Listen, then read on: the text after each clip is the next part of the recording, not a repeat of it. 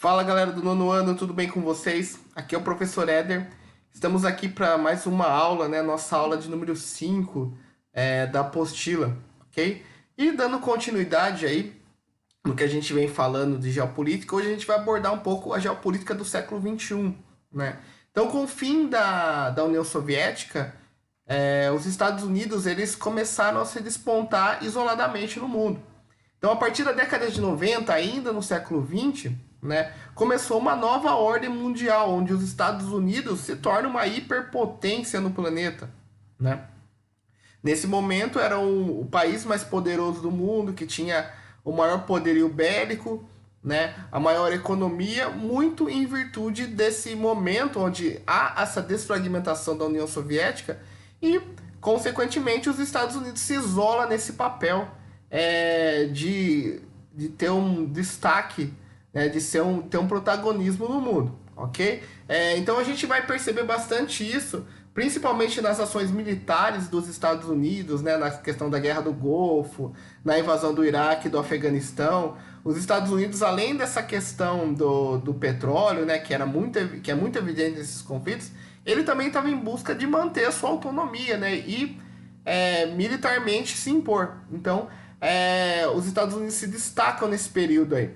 Porém, outros blocos de país ou outros países também começam a ter uma certa influência global no mundo e se destacar também, né, além dos Estados Unidos. Então, há alguns autores que chamam essa ordem de unipolar, porque acreditam que os Estados Unidos têm o único polo poderoso no mundo, e alguns autores também que defendem o termo de multipolar, ou seja, muitos polos, como Estados Unidos, União Europeia, China, né? E por aí vai. Então a gente vai entender um pouco essa questão da geopolítica no século XXI, de acordo com esse texto que a gente vai trabalhar na aula de hoje, né? Então, ele está falando aí da questão dos Estados Unidos, depois cita a União Europeia, né? A União Europeia se solidifica a partir dos anos 90, com o apoio de vários outros países menores que vão se integrar ao bloco. E as nações mais importantes da União Europeia, Alemanha, França e Itália, começam a ter um destaque internacional, né, de economia, militar, né? E assim vai.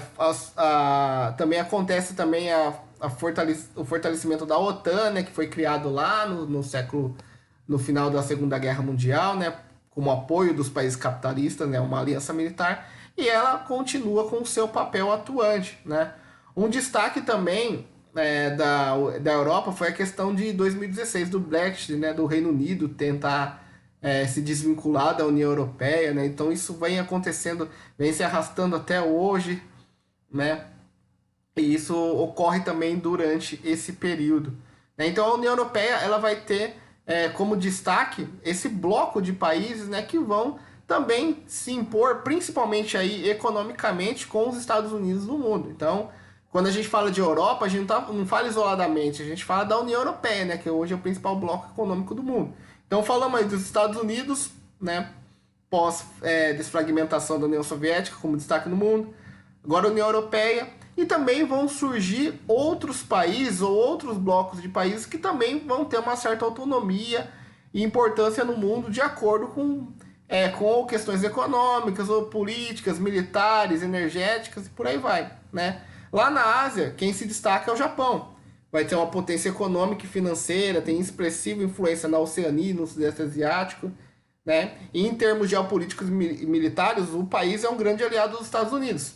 Apesar da Segunda Guerra, né, ter aquela questão de eles estarem em alianças militares diferentes, né, o Japão ter invadido os Estados Unidos, ter bombardeado a base de Pearl Harbor, depois os Estados Unidos jogando a bomba atômica em Hiroshima e Nagasaki. Apesar desse conflito, eles são grandes parceiros até hoje. Então, na Ásia, o Japão vai ter essa influência, né? Um bloco importante também, que vai exercer uma influência principalmente regional, aí já nos países de terceiro mundo, os países em desenvolvimento, são os BRICS, né? Brasil, Rússia, Índia, China e África do Sul formaram um bloco atuante sobre os países emergentes, né? Cada país aí tem um destaque E a junção de todos esses destaques também fortalecem esse bloco, né? O bloco do BRICS. Hoje o BRICS não está mais tão atuante assim, principalmente por causa do governo brasileiro, que é mais parceiro dos Estados Unidos do que propriamente dos outros membros do BRICS, mas ainda é um bloco bastante importante, né? O Brasil se destaca aí pela questão energética, natural, pela produção de commodities, né? Principalmente minério de ferro e soja, né? A Rússia é uma potência militar gigantesca ainda, mesmo com a desfragmentação da União Soviética, boa parte do arsenal militar bélico ficou com a Rússia, então ela tem um destaque importante.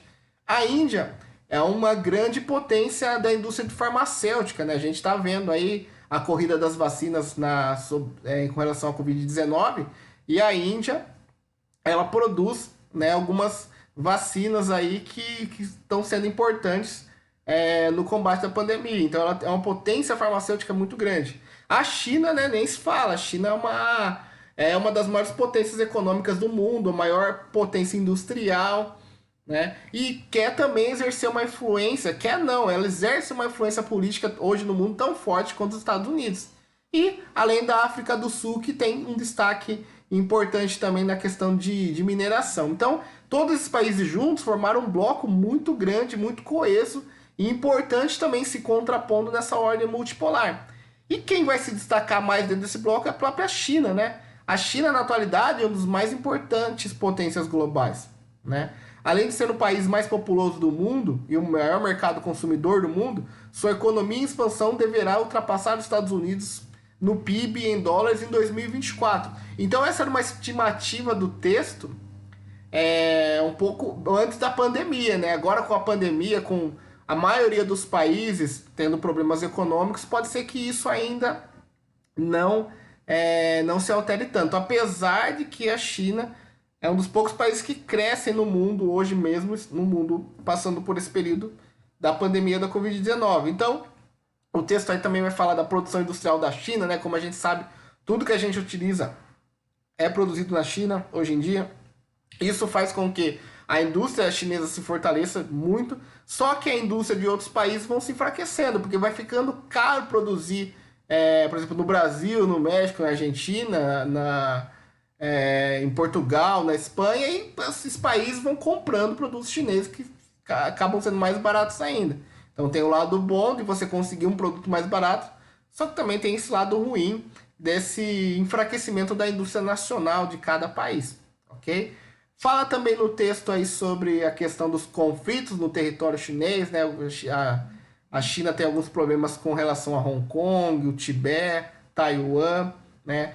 Que são algumas repúblicas, né? Algumas províncias que são mais rebeladas com o governo central chinês, e a China quer uma unificação total do seu território pela questão geopolítica e pela questão militar, ok? Então, basicamente, pessoal, o texto vai falar dessa geopolítica do século XXI, que ela acontece verdadeiramente após o fim da União Soviética, com os Estados Unidos, de alguma forma, liderando, se tornando uma hiperpotência, porém, outros países ou outros blocos de países também têm uma importância geoestratégica gigante no mundo, né? Como citado aí, a União Europeia, os BRICS e principalmente a China, ok? Então esse é um panorama geral, bem básico mesmo do mundo aí pós fim da União Soviética, ok? E para a aula de hoje eu vou deixar 3 questões aí para vocês responderem. 3 não, acho que são 2. Isso, 2 questões, ok? A 12, qual a importância da China no mundo atual? E a 13, qual a importância do grupo BRICS? Ok? 2 perguntas tranquilas aí, falei bastante. Por isso que eu acabei dando um foco maior em China e em BRICS, porque era o que ia ser perguntado aí nessas questões. Ok, nono ano? É isso, ficamos por aqui. Nessa quinta, o professor fica no grupo, então mandem dúvida, mandem as questões lá também, assim que vocês forem respondendo. E é isso. E quem tá meio atrasado com a matéria aí, vai mandando das aulas anteriores, porque isso é importante, pessoal. Hoje a gente já fechou o primeiro bimestre e o segundo bimestre vai ser todo com base no conteúdo dessa apostila. Então não deixem para o final para vocês irem respondendo, ok? É isso e até a próxima.